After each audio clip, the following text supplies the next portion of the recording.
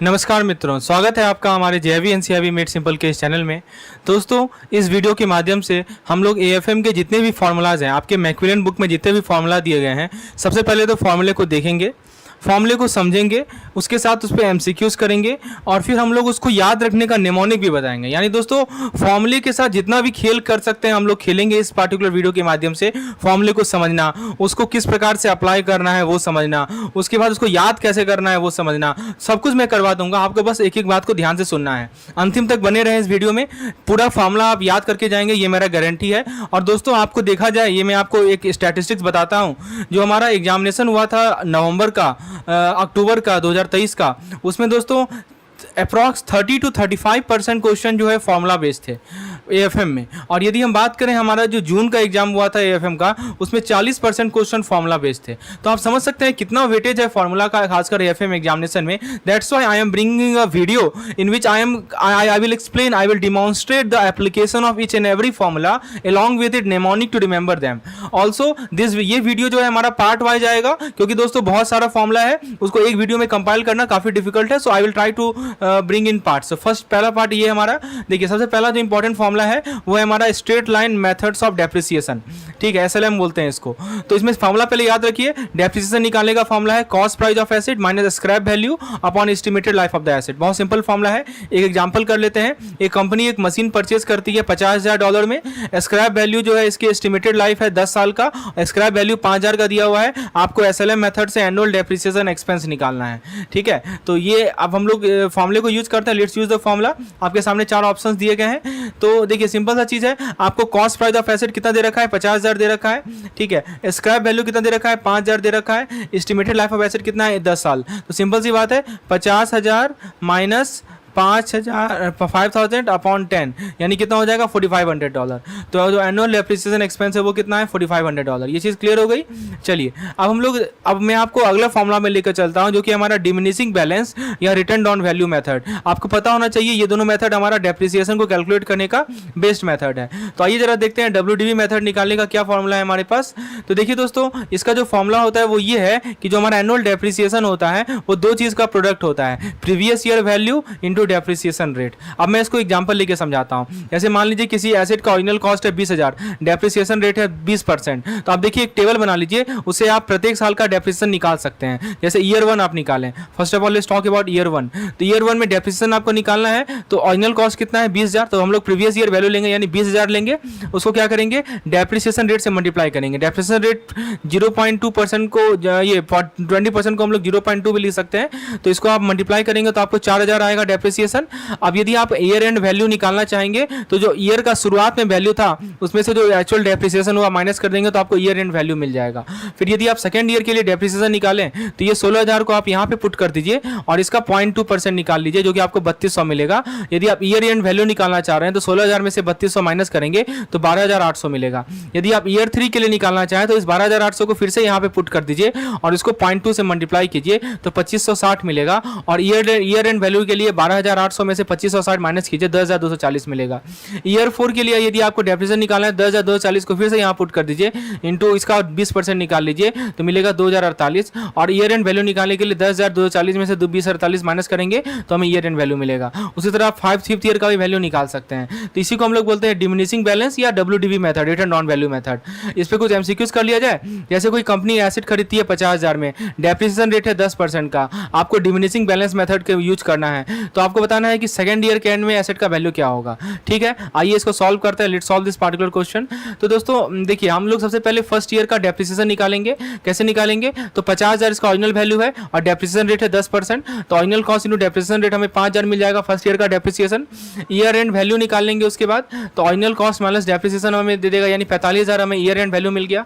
Second year का depreciation निकालने के लिए 45,000 का 20% निकालेंगे, 10% निकालेंगे तो हमें मिलेगा 4,500, 4,500। और ईयर प्रेजेंट वैल्यू निकालने के लिए 45,000 में से 4500 माइनस करेंगे तो 40,500, यही हमारा डेप्रिसिएशन होगा at the end of, sorry asset का वैल्यू होगा at the end of second year.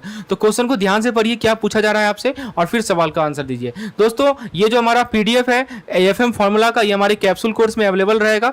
जितने भी फार्मूला है, एक भी फार्मूला नहीं छूटेगा दोस्तों आपका मैक्मिलियन बुक का। सारे फार्मूले को कंपाइल करके आपके सामने इस प्रकार प्रस्तुत किया जा रहा है, पहले फार्मूला, उसके बाद उस पर एमसीक्यूज और निमोनिक याद रखने के लिए। तो आप यदि इसको अवेल करना चाहते हो तो हमारे कैप्सूल कोर्स का आप हेल्प ले सकते हैं। कैप्सूल कोर्स को विशेष जानकारी प्राप्त करने के लिए मुझे व्हाट्सएप करें इस नंबर पे।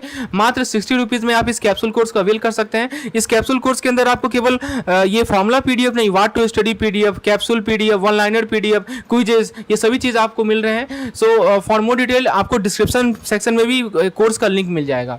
चलिए अब मैं आपको थर्ड मेथड समझाता हूं जो कि है हमारा यूनिट फॉर प्रोडक्शन मेथड। ये भी हमारा डेप्रिसिएशन निकालने का ही तरीका होता है। इसमें यदि हमें डेप्रिसिएशन अमाउंट निकालना है तो आपको न्यूमरेटर में क्या लिखना है, एक्चुअल प्रोडक्शन और usages during the period. Denominator में क्या लिखना है, टोटल एक्सपेक्टेड प्रोडक्शन और usages during the life of asset. और मल्टीप्लाई किसे करना है, टोटल डेप्रिसिएबल अमाउंट से। अब आप पूछेंगे कि ये डेप्रिसिएबल अमाउंट क्या होता है, तो डेप्रिसिएबल अमाउंट का मतलब होता है हमारा जो एसेट का कॉस्ट प्राइस है माइनस स्क्रैप वैल्यू। ठीक है, तो सिंपल सी बात है, आपको मैं फिर से रिपीट कर दूं, टोटल डेप्रिसिएबल अमाउंट निकाल लीजिए, उसको आप इसको मल्टीप्लाई कर दीजिए actual production during the period और टोटल एक्सपेक्टेड प्रोडक्शन, मतलब एक्चुअल कितना हुआ और एक्सपेक्टेड कितना था, इसका रेशियो को टोटल डेप्रिसिएबल अमाउंट से मल्टीप्लाई कर दीजिए तो आपको मिल जाएगा depreciation amount during a period. तो मैं आपको एग्जांपल लेके समझाता हूं इस चीज को। जैसे मान लीजिए कोई मशीन है, उसका परचेज प्राइस है 1 लाख रुपया, स्क्रैप वैल्यू है 10,000, तो आप डेप्रिसिएशन अमाउंट निकाल सकते हैं ना, 90,000 क्या हो जाएगा इसका डेप्रिसिएबल अमाउंट होगा। तो जब भी आपको यूनिट ऑफ प्रोडक्शन मेथड से डेप्रिसिएशन निकालना होना तो दो स्टेप फॉलो कीजिए। सबसे पहले डेप्रिसिएबल अमाउंट निकाल लीजिए। तो आपने 1 लाख में से 10,000 माइनस कर लिया तो 90,000 जो आपको निकला वो डेप्रिसिएबल अमाउंट मिला। अब एक्सपेक्टेड प्रोडक्शन कितना था, 10 लाख पेन का था। हम एक्सपेक्ट कर रहे थे कि 10 लाख पेन बनेगा, लेकिन एक्चुअल में कितना बना, पहले साल में मात्र 2 लाख बना। तो 2 लाख जो एक्चुअल बना उसको न्यूमरेटर में डाल दीजिए और जो 10 लाख बनना था उसको डिनोमिनेटर में डाल दीजिए और जो हमारा डेप्रिसिएबल अमाउंट है उसको मल्टीप्लाई कर दीजिए।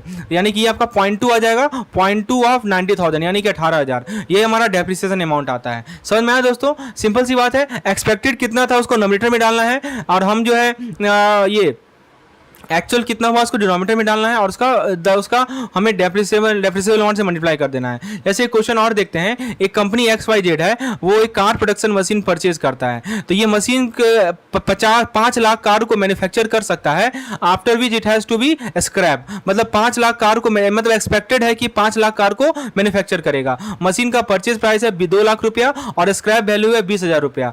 ठीक है, तो आपसे पूछा जा रहा है कि during the first year of the production machine ने 1 लाख कार प्रोड्यूस किया, what is the depreciable amount in the first year. तो सिंपल सी बात है, आपको यहां पे सबसे पहले डेप्रिसिएबल अमाउंट डेप्रिसिएशन अमाउंट निकालना है। सबसे पहले क्या करेंगे, टोटल डेप्रिसिएबल अमाउंट निकालेंगे। कैसे निकालेंगे, तो परचेज प्राइस में से स्क्रैप वैल्यू माइनस कर लीजिए तो 1,80,000 आपका टोटल डेप्रिसिएबल अमाउंट निकल जाएगा। अब पहले साल के लिए यदि आपको डेप्रिसिएशन अमाउंट निकालना है तो एक्चुअल प्रोडक्शन कितना हो सकता है, एस्टिमेटेड प्रोडक्शन कितना था, तो एक्चुअल प्रोडक्शन इसने कितना किया, 1 लाख कार प्रोड्यूस किया पहले साल में और एस्टिमेटेड कितना था, एस्टिमेटेड था 5 लाख। तो 1 लाख को 5 लाख से डिवाइड कर दीजिए और उसको आप 1,80,000 से मल्टीप्लाई कर दीजिए तो आपको डेप्रिसिएशन अमाउंट मिल जाएगा 36,000 का। तो पहले साल का जो डेप्रिसिएशन अमाउंट है वो कितना है, 36,000 का है। होपफुली आपको ये चीज समझ में आ गई होगी कि कैसे हम लोग यूनिट ऑफ प्रोडक्शन मेथड को यूज करते हैं। राइट, चलिए आगे बढ़ते हैं। अब हम लोग दोस्तों दूसरे मेथड को देखते हैं डेप्रिसिएशन निकालने का, जिसको हम लोग बोलते हैं सम ऑफ ईयर डिजिट मेथड। तो सम ऑफ ईयर डिजिट मेथड को कैसे यूज करना है, तो इसमें आपको यदि किसी साल का डेप्रिसिएशन अमाउंट निकालना है तो उसमें न्यूमरेटर में क्या लिखना है, remaining useful life at the beginning of year. Denominator में क्या लिखना है, सम ऑफ ईयर डिजिट और मल्टीप्लाई कर लेना है टोटल डेप्रिसिएशन अमाउंट से। अब आप पूछेंगे कि ये सम ऑफ ईयर डिजिट क्या होता है, तो इसका मतलब है summation of i is equal to 1 to i is equal to n। इसको आप n प्लस 1/2 से भी निकाल सकते हैं। n क्या है, नंबर ऑफ ईयर्स। ठीक है, ऐसे भी निकाल सकते हैं आप। तो सम ऑफ ईयर डिजिट निकाल लीजिए और टोटल डेप्रिसिएबल अमाउंट कैसे निकालेंगे, ये मैंने ऑलरेडी आपको बताया है। एसेट का कॉस्ट प्राइस में से सॉलिड वैल्यू को माइनस कर लीजिए तो टोटल आपको डेप्रिसिएबल अमाउंट मिल जाएगा। अभी जो मैंने आपको यूनिट ऑफ प्रोडक्शन मेथड बताया वहां भी यही चीज था ना, टोटल डेप्रिसिएबल अमाउंट से मल्टीप्लाई कर रहे थे, यहां भी वही कर रहे हैं, बस रेशियो हमारा अलग हो गया है। तो आपको ये देखना है कि कितना यूजफुल लाइफ रिमेनिंग है। ठीक है, साल के शुरुआत में यूजफुल लाइफ कितना रिमेनिंग है और सम ऑफ ईयर डिजिट को डिनोमिनेटर में लिखना है। एक एग्जांपल लेते हैं, चीजों को क्लियर करते हैं। जैसे मान लीजिए किसी एसेट का कॉस्ट प्राइस है 5,000 रुपया, सालवेज वैल्यू है 200 रुपया, आपको यूजफुल लाइफ दे रखा है 3 साल। तो सम ऑफ ईयर डिजिट सम आप कैसे निकालेंगे, 1 + 2 + 3 यानी कितना हो जाएगा 6। ठीक है, तो आपको सम ऑफ ईयर डिजिट निकाल लिए, डेप्रिसिएबल अमाउंट निकाल लीजिए। कैसे निकालेंगे, 5000 में से 200 माइनस कर लेंगे यानी 4800। तो आपको यदि प्रत्येक साल का डेप्रिसिएशन निकालना है ना, तो पहले साल का डेप देखिए जो हमारा रेशियो होगा वो क्या होगा, वो चेंज होते जाएगा। ठीक है, तो पहले साल का डेप्रिसिएबल निकालना है तो नोमेटर में हम लोग क्या लिखते हैं, remaining useful life at the beginning of the year. तो बताइए पहले साल के शुरुआत में कितना यूजफुल लाइफ रिमेनिंग है, 3 साल का है, तो 3/6 इंटू डेप्रिसिएबल अमाउंट कितना हो जाएगा, 4800।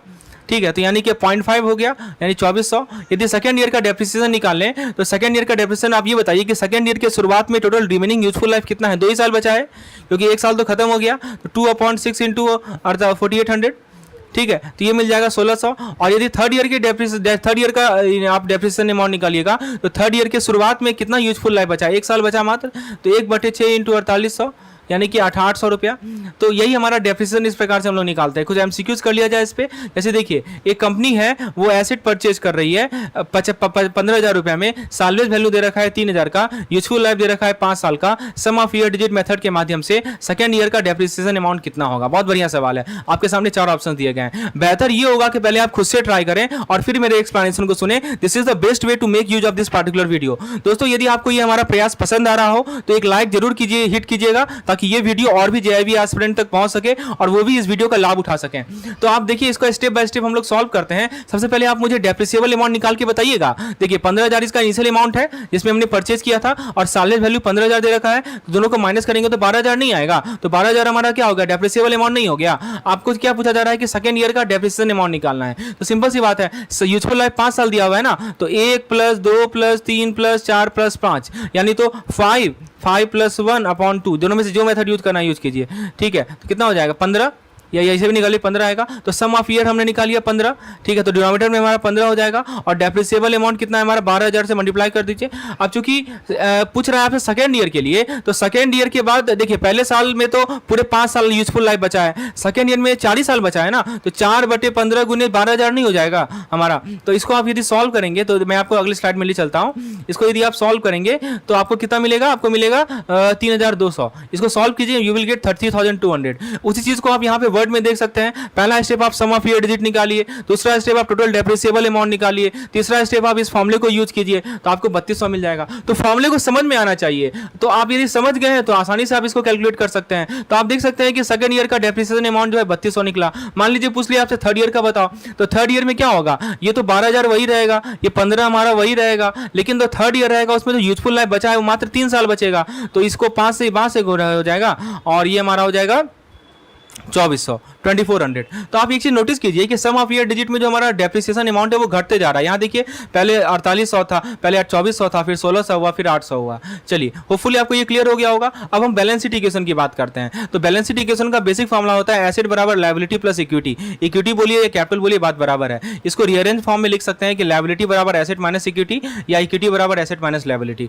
एक सवाल करते हैं, एक कंपनी है जिसका टोटल एसेट दे रखा है 5 लाख का, टोटल लायबिलिटी दे रखा है 2 लाख का, तो कैपिटल बता सकते हैं। सिंपल सी बात है, एसेट में से आप क्या लायबिलिटी को माइनस करेंगे तो कैपिटल मिल जाएगा, यानी 3 लाख का इसका ये होगा। ठीक है, अब देखिए ऑनर सिक्योरिटी निकल के आप सीओजीएस निकालना सीखते हैं। सीओजीएस क्या होता है, cost of goods sold. Cost of goods sold निकालने का फॉर्मूला बहुत सिंपल है, opening stock plus purchase plus direct expense minus closing stock. जैसे मान लीजिए ओपनिंग स्टॉक 1000 है, परचेज है पेन का 20,000 का, डायरेक्ट एक्सपेंस जो हमारा कैरेज इनवर्ड है 500 का है, क्लोजिंग स्टॉक है 8,000 का। आपसे पूछेगा बताओ सीओजीएस कितना है, तो सिंपल सी बात है, जो अपना ओपनिंग स्टॉक है उसमें से purchase price plus direct expense को जोड़ के क्लोजिंग स्टॉक को माइनस कर दीजिए, हमें सीओजीएस मिल जाएगा। जैसे मान लीजिए एक क्वेश्चन है, एक न्यूमेरिकल क्वेश्चन है, मान लीजिए कि एक ओपनिंग स्टॉक है गुड्स का 2000, परचेज ड्यूरिंग है 15,000, direct expense related to the purchase 1000, closing stock है 5,000। तो सीओजीएस निकालना है तो 2000 में से 15,000 जोड़ दीजिए, उसमें से आप 1000 जोड़ दीजिए, उसमें से 5,000 घटा दीजिए, तो आपको सीओजीएस मिल जाएगा। कितना मिल जाएगा सीओजीएस, देखिए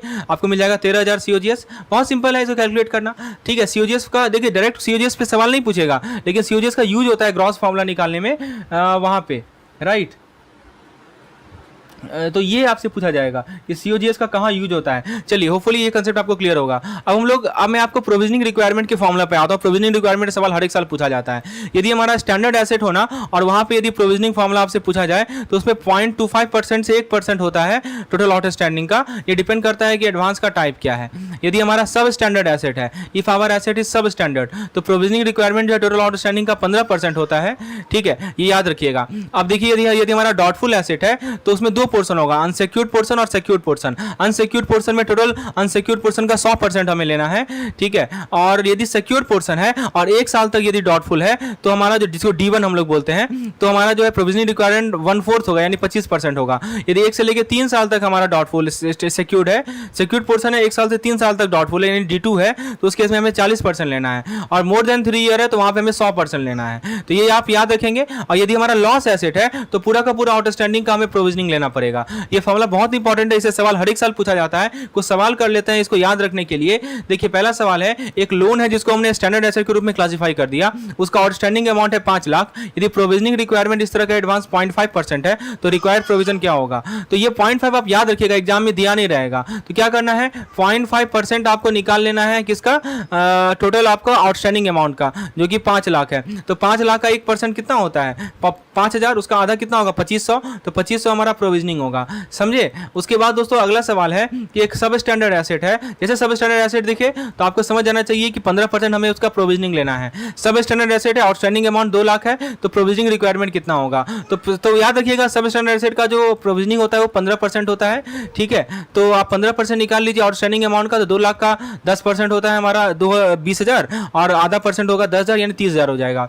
एक डाउटफुल एसेट है जिसमें सिक्योर्ड पोर्शन है 1 लाख का, अनसिक्योर्ड पोर्शन है 50,000 का, ये D2 कैटेगरी में है, सेकंड ईयर कैटेगरी में है। तो टोटल प्रोविजनिंग रिक्वायरमेंट क्या होगा, तो ये D2 वाला कैटेगरी होगा। D2 के लिए हमने बताया था कि आप इसको याद रख लीजिए, अनसिक्योर का अलग से निकालिए, सिक्योर का अलग से निकालिए। तो अनसिक्योर में तो आपको पूरा 100% देना है, तो अनसिक्योर कितना है 50,000 का 100% निकालिए, यानी 50,000। जो हमारा सिक्योर पोर्शन है उसमें चले के 15, 40 और 100। यदि हमारा डाउटफुल सिक्योर्ड है और 1 साल के लिए डाउटफुल है तो हमारा 15%, 1 से 3 साल के लिए डाउटफुल है 40% और 3 साल के लिए ऊपर के लिए डाउटफुल है तो 100%। ये हमारा सिक्योर्ड पोर्शन की हम लोग बात कर रहे हैं। We are talking about the secured portion. और अनसिक्योर्ड में तो आपको पूरा का पूरा लेना है। ये बातें समझ में आ रही है आपको। चलिए, इसमें दोस्तों एक और कंसेप्ट है, जो आपका रियलाइजेबल वैल्यू ऑफ एसेट होता है वो 10% से ज्यादा होना चाहिए टोटल एसेट वैल्यू का। तो ये भी एक कंसेप्ट है, लेकिन अभी हम उसको इग्नोर कर रहे हैं। अब देखिए एक पॉइंट है लॉस एसेट। लॉस एसेट का आउटस्टैंडिंग अमाउंट 3 लाख का दिया हुआ है, एसेट का प्रोविजनिंग का, तो 3 लाख का पूरा लॉस एसेट का प्रोविजनिंग होता है, क्योंकि आपको लॉस एसेट में प्रोविजनिंग पूरा का पूरा करना पड़ता है। अब मैं आपको ले चलता हूं प्रॉफिटेबिलिटी रेशियो पर, और प्रॉफिटेबिलिटी रेशियो को समझना बहुत जरूरी है। तो प्रॉफिटेबिलिटी रेशियो का जो फॉर्मूला होता है, उसके नोमीटर में हमारा ऑपरेटिंग प्रॉफिट होता है, डिनोमिनेटर में कैपिटल इंप्लॉयड होता है, और इसको हम लोग 100 से मल्टीप्लाई करते हैं। एक सवाल कर लेते हैं इसको समझने के लिए। तो दोस्तों जैसे मान लीजिए कि एक कंपनी है जिसका ऑपरेटिंग प्रॉफिट है 5 लाख का, कैपिटल इंप्लॉयड है 25 लाख का, ओवरऑल प्रॉफिटेबिलिटी रेशियो क्या होगा, तो आप इसको ROI भी बोल सकते हैं, प्रॉफिटेबिलिटी रेशियो को हम लोग ROI भी बोलते हैं कभी कभी, ठीक है। तो सिंपल सा चीज है, यदि आपको ओवरऑल प्रॉफिटेबिलिटी रेशियो निकालना है यानी ROI निकालना है, तो आप क्या करेंगे कि जो आपका ऑपरेटिंग प्रॉफिट है उसको आप नोमीटर में ले लीजिए, यानी कि हमारा 5 लाख नोमीटर में रहेगा और 25 लाख हमारा डिनोमिनेटर में रहेगा, यानी कि आप इसका निकाले तो 20% आएगा। समझे बात को। तो याद रखिए, प्रॉफिटेबिलिटी रेशियो बोले या ROI बोले, दोनों एक ही चीज होता है। नाम सिंपल सा बात है, क्योंकि प्रॉफिट निकाल रहे हैं तो हमारा प्रॉफिट कितना है और कितना कैपिटल हमने लगाया है, दोनों का रेशियो निकालेंगे तो हमें मिलेगा प्रॉफिटेबिलिटी रेशियो हमारा कितना है। चीजें समझ में आ रही है आपको। अब हम लोग आगे बढ़ते हैं और एक चीज और समझते हैं, एक और पॉइंट है जो कि हमें समझना बहुत जरूरी है यहाँ पे, कि अब कैपिटल इंप्लॉय कैसे निकालें। हो सकता है कि क्वेश्चन में आपको डायरेक्ट कैपिटल इंप्लॉय ना दिया हो, राइट। तो जब आपको कैपिटल इंप्लॉय क्वेश्चन में डायरेक्ट नहीं दिया होगा तो हमारे पास एक फॉर्मूला है कैपिटल इंप्लॉय निकालने का, वो मैं आपको बता देता हूं कि आपके पास जो शेयर कैपिटल है, आपके पास जो रिजर्व्स एंड सरप्लस है, आपका जो लॉन्ग टर्म लोन है, उसमें से जो नॉन बिजनेस एसेट है और जो फिक्सिशियस एसेट है उसको माइनस कर दीजिए, ठीक है। इसको मैं आपको एग्जांपल लेकर समझाता हूं। जैसे एक कंपनी का शेयर कैपिटल है 5 लाख का, उसके बाद एक कंपनी का रिजर्व एंड सरप्लस है 2 लाख का, लॉन्ग टर्म लोन है 3 लाख का, फिर हमारा नॉन बिजनेस एसेट है 50,000 का, फिक्सिशियस एसेट है मान लीजिए उसका 10,000 का। आपसे पूछा गया कि बताइए इसका कैपिटल इंप्लॉयड कितना है, तो क्या करना है आपको, 5 लाख में 2 लाख जोड़ देना है, लॉन्ग टर्म लोन को जोड़ देना है और उसमें से ये माइनस कर देना है, ठीक है। तो आपको मिल जाएगा कैपिटल इंप्लॉयड। तो करके देखते हैं कितना आता है। तो आप इसको कैलकुलेट करेंगे तो आपको मिलेगा 9,40,000। तो आपने कैपिटल इंप्लॉय निकालना सीख लिया ना, बहुत सिंपल है कैपिटल इंप्लॉय निकालना। Share capital plus reserves and surplus plus long term loan minus non business asset and fictitious asset, ठीक है। तो ये चीज आपको ध्यान रखना है कैपिटल इंप्लॉय को कैलकुलेट करने के लिए। अब दोस्तों एक फॉर्मूला मैं आपको बताता हूं ईपीएस का। ईपीएस क्या होता है, earning per share. Earning per share यदि आपको निकालना है तो उसका फॉर्मूला काफी सिंपल है। तो इसके लिए क्या करना है आपको, इसके लिए आपको क्या करना है कि जो नेट प्रॉफिट है, जो हमारा नेट प्रॉफिट है आफ्टर टैक्स वो लेना है। देखिए टैक्स और प्रीफर्ड डिविडेंड के बाद जो नेट प्रॉफिट आता है वो लेना है, और डिनोमिनेटर में हमें नंबर ऑफ इक्विटी शेयर लेना है। ठीक है, तो ये ध्यान रखना है, ये ईपीएस का फॉर्मूला होता है। तो जैसे मान लीजिए कि एक कंपनी है जिसका नेट प्रॉफिट आफ्टर टैक्स है 5 लाख का, प्रेफरेंस डिविडेंड है 20,000 का, कंपनी का 1 लाख का इक्विटी शेयर आउटस्टैंडिंग है, तो हमसे ईपीएस पूछा गया। तो कैसे निकालेंगे ईपीएस? तो हमें देखना है कि टैक्स और प्रेफरेंस डिविडेंड के बाद कितना प्रॉफिट हमें बच रहा है, और डिनोमिनेटर में क्या लिखना है, कितना नाम ही रखा है ना, अर्निंग पर शेयर। तो जितना इक्विटी शेयर उसको डिनोमिनेटर में लिख देंगे, पर शेयर मतलब ही होता है ना एक शेयर में कितना अर्निंग हो रहा है। तो कैसे निकालेंगे? तो जितना हमारा डिनोमिनेटर शेयर है उसको डिनोमिनेटर में डाल दीजिए, और जो प्रॉफिट हो रहा है टैक्स और डिविडेंड के बाद उसको डिनोमिनेटर में डाल दीजिए। तो यहाँ पे देखिए net profit after tax 5 lakh का दिया हुआ है, उसमें से 20,000 माइनस कर लेंगे, राइट। तो आपको मिल जाएगा net profit after tax and preference dividend 4,80,000, और इक्विटी शेयर कितना है, इक्विटी शेयर है 1 लाख का, 1 लाख से डिवाइड कर दीजिए यानी 4.80 हमारा ईपीएस आ जाएगा। तो ईपीएस को याद रखना काफी आसान है, होपफुली आप समझ गए होंगे। ईपीएस क्या रिप्रेजेंट कर रहा है कि कंपनी का प्रॉफिट का कितना पोर्शन जो है एलोकेट किया जाएगा प्रत्येक आउटस्टैंडिंग शेयर में। ठीक है, तो इसके अंदर हमारा नेट प्रॉफिट आता है after tax any dividend paid to preference shareholder divided by number of equity share. बहुत आसान है इसकी ईपीएस, नाम ही रखा है ना अर्निंग पर शेयर। तो अर्निंग मतलब क्या होगा कि हमने टैक्स पे कर दिया, हमने प्रेफरेंस डिविडेंड को पे कर दिया, उसके बाद जो प्रॉफिट बच रहा है वो हमारा अर्निंग हो गया, उसको हमने total number of equity share से डिवाइड कर दिया, तो हमें एपीएस मिल गया। याद रखना काफी आसान है इसको। चलिए होपफुली दोस्तों मैं आपको फिर से रिपीट कर दूं कि this is our very effective course. सारा फॉर्मूला इस पार्टिकुलर कोर्स में आपको कवर किया जा रहा है। इसका पीडीएफ की यदि आपको रिक्वायरमेंट है हमारे कैप्सूल कोर्स से जुड़ जाइए। It cost only ₹60। It is very nominal cost in which you will get one liner PDF, capsule PDF, what to study PDF and this formula PDF along with some quizzes. Now let's see about PYE ratio, जिसको price to earning ratio बोलते हैं। तो इसका formula होता है कि देखिए नाम में ही लिखा हुआ है, प्राइस को ऊपर लीजिए, ये अर्निंग को डिनोमिनेटर में, यानी ईपीएस को डिनोमिनेटर में डाल दीजिए और मार्केट प्राइस पर इक्विटी शेयर को डिनोमिनेटर में डाल दीजिए। जैसे मान लीजिए कि कंपनी का स्टॉक है जिसका मार्केट प्राइस है ₹120 पर इक्विटी शेयर, ठीक है, और कंपनी ने ईपीएस रिपोर्ट किया है ₹8 का, तो PYE रेशियो बता दीजिए। सिंपल है, 120 जो हमारा मार्केट प्राइस है पर इक्विटी शेयर उसको डिनोमिनेटर में डाल देंगे, और हमारा जो ईपीएस है उसको डिनोमिनेटर में डाल देंगे, यानी 15 हो जाएगा हमारा PYE। इसको याद रखना है तो बहुत सिंपल है। तो आपको क्या करना है कि जो शेयर का मार्केट प्राइस है और जो अर्निंग पर शेयर जनरेट हो रहा है उसको रखना है। तो मार्केट प्राइस पर शेयर मतलब कि इन्वेस्टर कितना इच्छुक है पे करने के लिए एक शेयर के लिए मार्केट में, और अर्निंग पर शेयर एक पोर्शन होता है कंपनी के प्रॉफिट का जो कि प्रत्येक शेयर आउटस्टैंडिंग शेयर को एलोकेट किया जाता है। तो इससे आपको PYE रेशियो मिलेगा।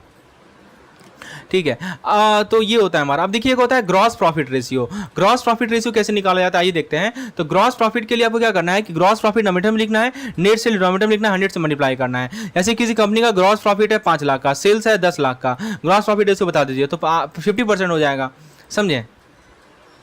अब इसको अब देखिए ग्रॉस प्रॉफिट निकालने का एक और तरीका होता है। देखिए ये भी ध्यान रखिएगा, नेट सेल में से COGS माइनस कीजिए। तो नेट सेल में से यदि आप COGS माइनस करेंगे ना तो भी आपका ग्रॉस प्रॉफिट मिलेगा। अब नेट सेल क्या होता है? नेट सेल मतलब कि टोटल रेवेन्यू जो जनरेट किया गया सेल से after deducting any return, allowance and discount. मतलब कि हमने सेल से कितना टोटल रेवेन्यू जनरेट किया। एक तो टोटल रेवेन्यू होता है वो अलग होता है। नेट सेल में निकालने के लिए टोटल रेवेन्यू से यदि आपको नेट सेल निकालना है तो आप जो भी रिटर्न आपको मिल रहा है, जो भी अलाउंस मिल रहा है, जो भी डिस्काउंट मिल रहा है, सबको माइनस कर लीजिए तो आपको नेट सेल मिलेगा, और फिर नेट सेल में से COGS माइनस कीजिए तो आपको ग्रॉस प्रॉफिट मिलेगा। ठीक है, तो एक सेल अलग चीज है, नेट सेल अलग चीज है। तो ग्रॉस प्रॉफिट क्या इंडिकेट करता है कि हमारे रेवेन्यू का कितना परसेंटेज जो है कॉस्ट ऑफ गुड्स सोल्ड से ज्यादा है, राइट। तो ये की इंडिकेटर होता है कंपनी के प्रॉफिटेबिलिटी का। अब मैं आपको नेट प्रॉफिट रेशियो के पर ले चलता हूं और इसके फॉर्मूले को आपको समझाता हूं। तो नेट प्रॉफिट रेशियो निकालिए कि ग्रॉस प्रॉफिट रेशियो अलग था, जहां पे हमने ग्रॉस प्रॉफिट लिखा था नंबरेटर में, लेकिन नेट प्रॉफिट निकालना है तो net operating profit upon net sales into 100 लेना है। यहाँ पे क्या ले रहे हैं हम लोग? नेट सेल ले रहे हैं, और ग्रॉस प्रॉफिट में क्या ले रहे थे? टोटल सेल ले रहे थे, याद रखिए। यहाँ भी नेट सेल ले रहे थे, यहाँ भी क्या ले रहे थे? Net cell. नेट सेल कैसे निकालते हैं? नेट सेल निकालने के लिए आपको टोटल जो आपका सेल हो रहा है उसमें से जो आपको डिस्काउंट मिला है, अलाउंस मिला, ये सब माइनस करना पड़ेगा तब नेट सेल निकलेगा। ठीक है, तो नेट प्रॉफिट रेशियो निकालना है तो net operating profit upon net cell into 100। जैसे किसी कंपनी का नेट ऑपरेटिंग प्रॉफिट 3 लाख का है, नेट सेल 15 लाख का है, नेट प्रॉफिट रेशियो बता दीजिए तो कितना हो जाएगा? 1/5 हो जाएगा, 20% हो जाएगा। ठीक है, तो बहुत सिंपल है। तो नेट प्रॉफिट रेशियो मेजर करता है कि नेट ऑपरेटिंग प्रॉफिट का कितना परसेंटेज जो है नेट सेल से अर्न किया जा रहा है। ठीक है, अब एक होता है fix asset ratio. Fix asset ratio निकालना है ना, तो नाम ही रखा है, तो फिक्स एसेट को आप नोमीटर में डाल देंगे और जो आपका लॉन्ग टर्म फंड है उसको डिनोमिनेटर में डाल देंगे। तो लॉन्ग टर्म फंड को डिनोमिनेटर में डालना है, फिक्स एसेट को आपको नोमीटर में डालना है। जैसे किसी कंपनी का फिक्स एसेट है 8 लाख का, लॉन्ग टर्म फंड है 10 लाख का, तो बता सकते हैं फिक्स एसेट कितना, 0.8 होगा उसका, राइट। तो इसको याद रखना बहुत आसान है। फिर अब देखिए यहाँ पे दो टर्म है, एक होता है फिक्स एसेट। फिक्स एसेट का मतलब कि long term tangible asset of the company, जैसे प्रॉपर्टी, प्लांट और इक्विपमेंट, जिसको हम छू सकते हैं। और लॉन्ग टर्म फंड के अंदर security share capital, preference share capital, reserves and surplus और लॉन्ग टर्म लोन, ये सभी आते हैं। तो ये जो रेशियो होता है ना फिक्स एसेट रेशियो, ये इंडिकेट करता है कि फिक्स एसेट का कितना प्रोपोर्शन जो है लॉन्ग टर्म फंड के द्वारा फाइनेंस किया जा रहा है। ये बहुत इंपॉर्टेंट मैट्रिक है ताकि हम फाइनेंशियल लीवरेज को एसेस कर सकें और कंपनी के स्टेबिलिटी को देख सकें। याद रखिएगा ये रेशियो आइडियली जो है 1 से कम होना चाहिए। तो ये सिग्निफाई करता है कि कंपनी का जो फिक्स एसेट है वो एडिक्वेटली सपोर्ट किया जा रहा है long term source of the finance. ठीक है, इसमें एक और फॉर्मूला आ जाता है, वो मैं आपको समझा देता हूं। देखिए फिक्स एसेट में भी क्या होता है, फिक्स एसेट को हम नोमिनेटर लिखते हैं तो उसको ऐसे भी कर सकते हैं। इसका दो पार्ट होता है, एक होता है नेट फिक्स एसेट, एक होता है हमारा ट्रेड इन्वेस्टमेंट। कभी कभी हो सकता है कि आपको ट्रेड इन्वेस्टमेंट दे दे, नेट फिक्स एसेट दे दे, लॉन्ग टर्म फंड दे दे, आपसे पूछे फिक्स एसेट रेशियो बता दीजिए, तो वो भी आप निकाल सकते हैं। जैसे कि नेट फिक्स एसेट 7 लाख का है, ट्रेड इन्वेस्टमेंट 1 लाख का है, लॉन्ग टर्म फंड 9 लाख का है, तो फिक्स एसेट रेशियो कितना हो जाएगा, 7 + 1 8, 8/9, 8/9 हो जाएगा, राइट। अब मैं आपको डीई रेशियो बताता हूं, डेब्ट इक्विटी रेशियो क्या होता है। तो डेब्ट इक्विटी रेशियो का मतलब कि टोटल एक्सटर्नल इक्विटीज जो हैं अपॉन इंटरनल इक्विटीज जो हैं। एक्सटर्नल इक्विटी का मतलब आउटसाइड लायबिलिटी, इंटरनल इक्विटी का मतलब शेयर होल्डर फंड या टेंजेबल नेटवर्थ। देखिए ये फॉर्मूला भी आपको याद रखना है, टीओएसएल भी बोलते हैं इसको और इसको हम लोग टीएनडब्ल्यू भी बोलते हैं। ठीक है, नाम ही रखा है डेब्ट और इक्विटी का रेशियो। तो डेब्ट मतलब क्या हुआ, एक्सटर्नल इक्विटी, एक्सटर्नल इक्विटी को हम लोग डेब्ट बोलते हैं, आउटसाइड लायबिलिटी जो है। और इक्विटी मतलब क्या हुआ, इंटरनल इक्विटी, यानी शेयर होल्डर का कितना फंड है, टेंजेबल नेटवर्थ कितना है। ठीक है ना, नेटवर्थ का दो पार्ट होता है, एक होता है टेंजिबल, एक होता है इंटेंजिबल। तो टेंजिबल नेटवर्थ को हमें यहाँ इंटरनल इक्विटी में लेना है। ठीक है, अब जैसे देखिए एक कंपनी का टोटल आउटसाइड लायबिलिटी है 5 लाख का, शेयर होल्डर फंड है 5 लाख का, DER कितना होगा, 1 होगा, समझे। तो इसको याद रखना काफी आसान है। डेब्ट इक्विटी से कंपेयर करता है कि कंपनी का टीओएसएल कितना है as compare to internal equity. External equity के अंदर जो डेब्ट एक्सटर्नल पार्टी से उधार लिया गया, जैसे कि बैंक से, क्रेडिटर से, वो सब आता है। और इंटरनल इक्विटी का मतलब equity capital of the company, जिसके अंदर शेयर कैपिटल, रिजर्व और सरप्लस आएगा। तो ये एक तरह का फाइनेंशियल लीवरेज मेजर करने का तरीका होता है। यदि रेशियो 1 आ रहा है मतलब कि एक्सटर्नल और इंटरनल फंड बराबर है, मतलब कि हमारा बैलेंस्ड फाइनेंशियल स्ट्रक्चर है, राइट। तो अभी देखिए कुछ और फॉर्मूला है DER निकालने का, कभी कभी इस पर भी सवाल पूछा जाता है। एक होता है हमारा टोटल लॉन्ग टर्म डेब्ट upon total long term fund, और एक होता है हमारा total long term debt upon share holder fund.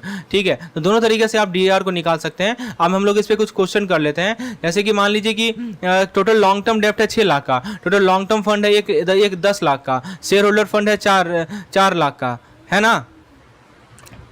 तो आप बता सकते हैं कि DER क्या होगा। तो देखिए DER का मतलब होता है long term debt upon long term fund, यानी 0.6 हो जाएगा, राइट।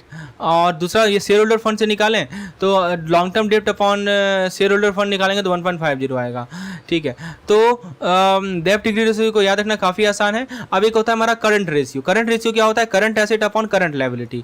ठीक है, तो बहुत सिंपल है। करंट एसेट का मतलब हर एक वो एसेट जिसको हम लोग कैश में कन्वर्ट कर सकते हैं विद इन वन ईयर। ठीक है, और तो वही चीज़ है। और करंट लायबिलिटी ऑब्लिगेशन होता है जो कि 1 साल में ड्यू हो जाएगा हमारा। ठीक है, तो बेसिकली एक लिक्विडिटी का मेजर होता है। यदि रेशियो 1 से ज़्यादा है मतलब कि कंपनी के पास ज़्यादा करंट एसेट है करंट लायबिलिटी, जो कि फेवरेबल माना जाता है। अब देखिए एक होता है लिक्विडिटी रेशियो, जिसको हम लोग क्विक एसिड रेशियो भी बोलते हैं। लिक्विडिटी रेशियो बोलिए, या आप उसको कभी कभी लिक्विडिटी रेशियो कहा जाता है, कभी कभी इसको क्या कहा जाता है, इसको कहा जाता है क्विक रेशियो। तो दोनों एक ही चीज़ है, either you call it liquidity ratio और you call it quick ratio. तो इसका फॉर्मूला क्या होता है कि आप लिक्विड एसेट को नोमीटर में डाल दीजिए और करंट लायबिलिटी को डिनोमिनेटर में डाल दीजिए। ठीक है, तो ये होता है हमारा क्विक रेशियो। तो लिक्विड एसेट क्या होता है कि वैसा एसेट जिसको हम लोग कैश में कन्वर्ट कर सकते हैं छोटे पीरियड में, बहुत कम समय में, जैसे 90 दिन के अंदर। जैसे कि कैश हो गया, कैश इक्विवेलेंट हो गया, मार्केटेबल सिक्योरिटी हो गया, अकाउंट रिसीवेबल हो गया, ये सभी हमारे लिक्विड एसेट के पार्ट आते हैं। और करंट लायबिलिटी मतलब वैसा ऑब्लिगेशन जो कि 1 साल में ड्यू होने वाला है। ठीक है, जैसे कि account payable, short term loan, accrued expense. तो हो सकता है कि आपको डिटेल में दे दे अकाउंट पेबल इतना है, शॉर्ट टर्म लोन इतना है, एक्रूड एक्सपेंस इतना है, तो आपको वो भी देखना पड़ेगा। एक्रूड एक्सपेंस समझ रहे हैं ना, मतलब वो खर्चा है जो कि एक्रू होते जा रहा है, राइट। चलिए अब हम लोग बात करते हैं, जैसे कंपनी का लिक्विड एसेट है 1 लाख का, करंट लायबिलिटी है 50,000 का, तो लिक्विडिटी रेशियो कितना हो जाएगा 2 हो जाएगा। ठीक है, तो क्विक रेशियो फोकस करता है उन सभी एसेट पे जिसको हम लोग कन्वर्ट कर सकते हैं कैश में, ताकि हम इमीडिएट लायबिलिटी को कवर कर सकें। और इसके लिक्विड एसेट के में ध्यान रखिएगा कि जो हमारा प्रीपेड एक्सपेंस है, जिस एक्सपेंस को हमने पहले ही से पेमेंट कर दिया है, उसको हटा देते हैं और स्टॉक को भी हटा देते हैं, क्योंकि ये इन लोगों को हो सकता है कैश में कन्वर्ट होने में ज़्यादा समय लगे। ठीक है, याद रखिएगा प्रीपेड एक्सपेंस दिया रहे, स्टॉक दिया रहे, इसको लिक्विड एसेट में बिल्कुल मत लीजिएगा। ठीक है, तो एक होता है हमारा stock turnover ratio. Stock turnover ratio में सीओजीएस को हम लोग, सीओजीएस मैंने निकालना आपको सिखाया था ना, तो हो सकता है कि फॉर्मूला वहां से लिंक पूछ दे। सीओजीएस को नोमीटर में लिखेंगे और एवरेज इन्वेंट्री को डिनोमिनेटर लिखेंगे। सीओजीएस कैसे निकालते हैं, तो हम सीओजीएस निकालने का सिंपल सा तरीका होता है कि हम लोग देखते हैं कि हमारा जो पीरियड है उसके इनिशियल इन्वेंट्री कितना है, क्लोजिंग स्टॉक कितना है, ओपनिंग स्टॉक, क्लोजिंग स्टॉक, उसमें जो हमारा खर्चा हुआ है, राइट, हमारा जो भी खर्चा हुआ है उस सबको जोड़ जाड़ के और क्लोजिंग स्टॉक से माइनस करते हैं, तो सीओजीएस आता है। उसको एवरेज इन्वेंट्री से डिवाइड करेंगे तो हमें मिलेगा स्टॉक टर्नओवर रेशियो। तो सीओजीएस का मतलब कि total cost incur to produce और परचेज गुड्स। एवरेज इन्वेंट्री निकालने का 2 तरीका है, वो मैं आपको बता देता हूं। देखिए, एक तरीका है जिसे मंथली एवरेज बोलते हैं, यानी आप इन्वेंट्री लेवल जोड़ दीजिए हर एक महीना के अंत में और उसको 12 से डिवाइड कर दीजिए, यदि मान लीजिए आप ईयरली पीरियड को कंसीडर कर रहे हैं। और दूसरा तरीका है सिंपल एवरेज, मतलब बिगिनिंग का एवरेज, बिगिनिंग का इन्वेंट्री लेवल ले लीजिए, एंड का इन्वेंट्री लेवल ले लीजिए और 2 से डिवाइड कर लीजिए। जैसे मान लीजिए एग्जांपल लेते हैं, सीओजीएस हमें मान लीजिए 6 लाख दिया हुआ, डायरेक्टली आपको नहीं दिया रहेगा क्वेश्चन में, आपको दे देगा ओपनिंग स्टॉक दे देगा, आपको क्लोजिंग स्टॉक दे देगा, आपको दे देगा कि खर्चा इतना हुआ, बताओ कि, और फिर ये तो निकालना पड़ेगा आपको सीओजीएस। तो देखिए क्वेश्चन ऐसे ही बनाया जाता है। आपको यदि छोटा छोटा डॉट्स कनेक्शन कहा जाता है ना, कि डॉट को कनेक्ट करना, तो डॉट को कनेक्ट तभी ना कर पाएंगे आप जब आप बेसिक चीज को क्लियर रखेंगे। आपको सीओजीएस पता ही नहीं होता क्या है, सीओजीएस कैसे निकालना ये पता ही नहीं है, तो कैसे आप डॉट को कनेक्ट करेंगे, right, that is the very important point. और ये हमारा लेक्चर का यही मेन पॉइंट है कि मैं आपको डॉट्स को कनेक्ट करना सिखा रहा हूं। तो सीओजीएस आपने निकालना सीख लिया, बिगिनिंग ऑफ ईयर में इन्वेंट्री दिया हुआ है, एंड ऑफ ईयर में इन्वेंट्री दिया हुआ है, तो इन दोनों को जोड़ के एवरेज इन्वेंट्री आप निकाल सकते हैं ना। कैसे निकालेंगे, तो 50,000 को ऊपर ले लीजिए, ऊपर से 70,000 को फिर ले लीजिए और बाई 2 कर लीजिए, यानी 60, यानी आपका, ठीक है, तो यहाँ पे आपका कितना आ जाएगा 60,000 आ जाएगा एवरेज इन्वेंट्री। और स्टॉक टर्नओवर रेशियो के लिए सीओजीएस को नोमीटर में ले लीजिए और एवरेज इन्वेंट्री को नोमीटर में ले लीजिए, 10 आ जाएगा आपका। तो स्टॉक टर्नओवर रेशियो क्या मेजर कर रहा है कि कितना एफिशिएंटली एक कंपनी जो है अपनी इन्वेंट्री को मैनेज कर रही है। ये शो करता है कि कितना टाइम एक पीरियड में ये बेचती है और अपने एवरेज इन्वेंट्री को रिप्लेस करती है। समझे, सिंपल सी बात है कि इनका एवरेज इन्वेंट्री इतना का है, मतलब एवरेज इतना इन्वेंट्री वो बना के रखती है। कितने का इन्वेंट्री बना के रखती है, 60,000 का, राइट। और कॉस्ट ऑफ गुड्स सोल्ड कितना है, 6 लाख का। मतलब कि एक साल में 10 बार ऐसा होता है कि अपने इन्वेंट्री को बेचती है, अपने एवरेज इन्वेंट्री को रिप्लेस करती है। समझ में आ रहा है, ठीक है। तो ये पॉइंट है हमारा, ये कंपेयर करता है कॉस्ट ऑफ गुड्स सोल्ड को अगेंस्ट एवरेज इन्वेंट्री लेवल। तो कितना क्विकली हमारा इन्वेंट्री को यूटिलाइज किया जा रहा है वो बताता है हमें सीओ ये। तो यदि स्टॉक टर्नओवर रेशियो हायर है, इसका मतलब कि हमारा एफिशिएंट इन्वेंट्री मैनेजमेंट है। यदि लोअर है, मतलब कि हमारा एक्सेस इन्वेंट्री है या हमारा सेल कम हो रहा है। ठीक है, एक होता है हमारा डेटर टर्नओवर रेशियो, जिसको हम लोग रिसीवेबल टर्नओवर रेशियो भी बोलते हैं। ठीक है, ये मेजर करता है कि कितना एफिशिएंटली कंपनी अपने अकाउंट रिसीवेबल को कलेक्ट करती है। ठीक है, तो अकाउंट रिसीवेबल यहाँ पे बहुत इंपॉर्टेंट पार्ट, एक होता है अकाउंट पेबल, एक होता है अकाउंट रिसीवेबल, राइट। तो जिसने हमने उधार ले लिया उसको से हम पैसा वापस लेना है, उसको अकाउंट रिसीवेबल बोलते हैं। तो इसका फॉर्मूला क्या होता है, 2 फॉर्मूला है डेटा, मैं आपको बता रहा हूँ डेटा टर्नओवर रेशियो का। तो डेटा टर्नओवर रेशियो का निकालने का फॉर्मूला 2 तरीका होता है। एक होता है credit sale upon average account receivable, और यदि मान लीजिए कि डिटेल इन्फॉर्मेशन नहीं अवेलेबल है तो टोटल सेल लिख लीजिए और अकाउंट रिसीवेबल ले लीजिए। इसको याद रखने का तरीका है कार्ट, कार्ट वर्ड को याद रखिए। कार्ट का मतलब C फॉर होता है क्रेडिट सेल, AR होता है एवरेज रिसीवेबल और T होता है टर्नओवर रेशियो। ठीक है, तो क्रेडिट सेल हमारा नोमीटर में रहेगा, AR हमारा डिनोमिनेटर में रहेगा और T हमारा होता है टर्नओवर रेशियो। याद रहेगा ना, ठीक है। इसलिए निमोनिक, ये देखिए कहीं कहीं निमोनिक से आपको तो याद रखना पड़ेगा। यदि चीजें आपके दिमाग में नहीं घुस रही है तो वहाँ निमोनिक का हेल्प ले लीजिए। ठीक है, समझ में आ रहा है दोस्तों। होपफुली यदि आपको निमोनिक पसंद आया हो तो एक लाइक जरूर हिट कीजिएगा इस वीडियो को। चलिए, तो C for credit sale, AR for average receivable और T फॉर टर्नओवर रेशियो, इसको हम लोग बोलते हैं कार्ट। कार्ट एक निमोनिक है याद रखने के लिए। अब मैं आपको एग्जांपल लेके समझाता हूं। मान लीजिए कि क्रेडिट सेल हमारा 5 लाख का है, ओपनिंग अकाउंट रिसीवेबल 60,000 का है, क्लोजिंग अकाउंट रिसीवेबल 40,000 का है। डेटा टर्नओवर रेशियो निकाल दीजिए। कैसे निकालेंगे, तो हमारा कार्ट फॉर्मूला से पहले क्रेडिट सेल को नोमीटर में डाल देंगे, ओपनिंग और क्लोजिंग बाई 2 करेंगे तो हमें एवरेज मिल जाएगा। ठीक है, तो हमें एवरेज कितना मिलेगा, 50,000 एवरेज मिल जाएगा और उसको 5 लाख को 50,000 से डिवाइड कर 10 आ जाएगा। मतलब 10 का मतलब ये हुआ कि कंपनी अपने एवरेज अकाउंट रिसीवेबल को 10 बार कलेक्ट करती है। मतलब जितना पैसा इसने उधार में दे रखा है उतना 10 बार वो कलेक्ट कर लेती है। ठीक है, ये होता है हमारा डेटा टर्नओवर रेशियो। ठीक है, होपफुली आपको समझ में आ गया होगा। चलिए अब दोस्तों एक होता है डेब्ट कलेक्शन पीरियड, इसको समझिए। डेब्ट कलेक्शन पीरियड क्या होता है? ये एक रेशियो होता है जो कि मेजर करता है कि average number of day it takes for a company to collect account receivable. अभी मैंने आपको क्या बताया था इससे पहले? अभी मैंने बताया था कि साल में कितना बार कंपनी अपने अकाउंट रिसीवेबल को कलेक्ट करती है, वो बताता है हमें DTR। अब सवाल है कि आप कितना समय में कलेक्ट कर लेती है। एक है कितना बार कलेक्ट करना, एक है कितना समय में कलेक्ट करना, दोनों में अंतर है। तो कितना बार हमने यदि निकाल लिया, उसको साल में कितना दिन होता है उससे डिवाइड कर देंगे तो हमें नहीं मिल जाएगा कि कितना समय में कलेक्ट कर लेती है। बहुत सिंपल है। इसको क्या करना है आपको कि देखिए, यदि आपको डेब्ट कलेक्शन पीरियड निकालना है ना, तो साल में कितना दिन होता है उसको डेटा टर्नओवर रेशियो से डिवाइड कर लीजिए, तो आपको मिल जाएगा डेब्ट कलेक्शन पीरियड। अरे सिंपल सी बात है, बहुत आसान है। मान लीजिए कि एक साल में एक कंपनी 10 बार लोगों से उधार कलेक्ट करती है और एक साल में मान लीजिए 360 दिन है, तो कितने पीरियड के बाद वो अपने से उधार कलेक्ट कर रही है? तो 36 दिन के बाद। नहीं हो रहा है 36 दिन के बाद, वही तो है हमारा डेब्ट कलेक्शन पीरियड। देखिए नाम बड़ा बड़ा है, इससे आप डरिए मत, बहुत सिंपल है, सिंपल सा वर्ड है, ठीक है, बहुत आसान है ये पूरा का पूरा रेशियो एनालिसिस, ठीक है। अच्छा, अब एक तो ये तरीका है डेटा टर्नओवर से आप निकाल सकते हैं डेब्ट कलेक्शन पीरियड। दूसरा तरीका है कि आप एवरेज अकाउंट रिसीवेबल से भी निकाल सकते हैं। कैसे निकाल सकते हैं? देखिए मैं समझाता हूँ, ठीक है। देखिए आपने जो डेटा टर्नओवर रेशियो निकाला, डेटा टर्नओवर रेशियो कैसे निकाला? कार्ड से निकाला ना, सी को ऊपर लिखा था, AR को नीचे लिखा था, और फिर इससे आपने निकाला था डेटा टर्नओवर रेशियो। तो हो सकता है कि आपको, तो वही तो है हमारा, तो डेज इन ईयर और डेटा टर्नओवर रेशियो को लेगा C/AR है, वही तो है। ऐसे भी निकाल सकते हैं। और अकाउंट रिसीवेबल निकालना है तो इसको आप ऐसे भी निकाल सकते हैं, अकाउंट रिसीवेबल अपॉन एवरेज। अब देखिए एक चीज़ देखिए यहाँ पे कि आप क्रेडिट सेल फॉर ईयर को डे से यदि डिवाइड करेंगे तो एवरेज क्रेडिट सेल नहीं मिल जाएगा, तो ऐसे भी निकाल सकते हैं। तो जैसे निकाला जाए आप निकाल सकते, तीनों फॉर्मूला आपके पास है, ठीक है। बेसिक क्लियर रखिए, कभी दिक्कत नहीं होगा। यदि कंपनी का डेटा टर्नओवर रेशियो 8 है तो डेब्ट कलेक्शन पीरियड कितना होगा दिन में, बताइए? 8 है ना, और 360 दिन मानिएगा तो 365 दिन मानिएगा, तो 365 से 8 से डिवाइड कर दीजिए तो आपको डेब्ट कलेक्शन पीरियड मिल जाएगा। अब मान लीजिए अकाउंट रिसीवेबल से निकालेंगे तो एवरेज अकाउंट रिसीवेबल 50,000 दिया हुआ है, क्रेडिट सेल 4 लाख दिया हुआ है। अब बता दीजिए कि हमारा डेब्ट कलेक्शन पीरियड कितना होगा। तो सिंपल सी तो बात है, एक साल में 365 दिन मान लीजिए इसको आप। सी कितना है हमारा? क्रेडिट सेल 4 लाख का है और अकाउंट रिसीवेबल कितना है हमारा? 50,000 का। मल्टीप्लाई कर लीजिए, समझ में आ रहा है? तो आप इसे निकालेंगे तो 45.63 आएगा। अब मान लीजिए कि हमें एवरेज अकाउंट रिसीवेबल ना देकर हमें दिया हुआ है account receivable. Average account receivable और अकाउंट रिसीवेबल में अंतर होता है, पता होगा आपको, ठीक है। तो अकाउंट रिसीवेबल दिया हुआ है तो क्या करेंगे? जैसे यहाँ देखिए अकाउंट रिसीवेबल 40,000 दिया हुआ है एवरेज, लेकिन ये तो एवरेज दिया हुआ है ना भाई, तो क्या दिक्कत है, ठीक है। तो अकाउंट रिसीवेबल को नंबरेटर में डाल दीजिए 40,000 और एवरेज तो ये 1,000 ले लीजिए, तो 40 दिन लगेगा। तो तीनों तरीका से आप जो है डेब्ट कलेक्शन पीरियड को निकाल सकते हैं। समझ में आ रहा है? मतलब हर एक 40 दिन के बाद जो है कलेक्ट किया जा रहा है। तो इसमें जैसे याद रखना है तो काफ़ी आसान है, डे को टर्नओवर से डिवाइड कर दीजिए, ठीक है। तो इसको मैं आपको याद रखने के लिए निमोनिक बनाना कोई मतलब नहीं बनता है, क्योंकि बहुत सिंपल सा चीज़ है, इसको आप आसानी से समझ सकते हैं। अब हम लोग नेक्स्ट रेशियो पे आते हैं जो कि हमारा फिक्स चार्ज कवरेज रेशियो।